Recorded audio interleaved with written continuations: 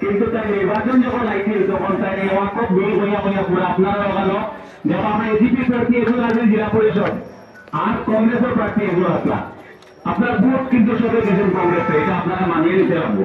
কারণ এখানে এজিপি প্রার্থী মাত্র 7,000 ভোট পাইছিল, মাত্র 7,000 ভোট। কিন্তু তারপরে ও যে ব্যক্তি কংগ্রেসের ক্যান্ডিডেট রিজওয়ান মেজর জিতাইছিল তাই তারপরে কিনা হল টিকিটের দাবি করে টিকিট না পাওয়ার লাগিয়া তাই এমন একটা দলের আশ্রয় লাগে, এই দলের নাম হল তৃণমূল কংগ্রেস। আপনার কাছে কিনা মনে হয় তৃণমূল কংগ্রেস পশ্চিমবঙ্গ ঘুরে আইবনি আবার?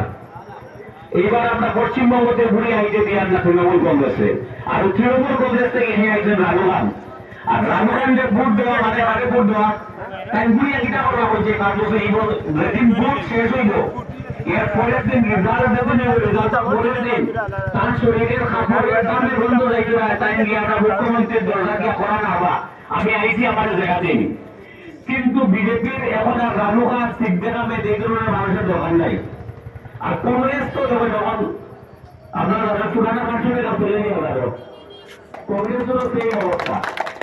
কংগ্রেসকে ভোট দেওয়া মানে একটা ভোট নষ্ট করা, অ্যাকচুয়ালি বৃত্ত বাড়তো না যেখানে থেকে আমার শাকিব আহমেদ চৌধুরীও সিদ্দিক আহমেদের মতো 2 দিন পরে আইবা উন্নয়নের খাতিরে আমরা যাইবা ও ভারতীয় জনতা পার্টি যাইবা। যদি সবাই ভারতীয় জনতা পার্টি আইটিও লাগে আজকে আমাদের সামনে দেয়া কিন্তু ইকবাল আহমেদ, ইকবাল হোসেন মহাশয়। ইকবাল হোসেন মহাশয় তো ডাইরেক্ট আপনার সরকারের মধ্যে সম্পর্কিত এজিপির ক্যান্ডিডেট।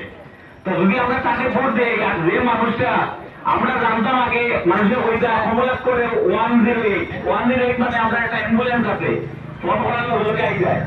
আপনার ইকবাল আহমেদের ফোন করানো হলে ফোন রিসিভ হলো না আর যেখানে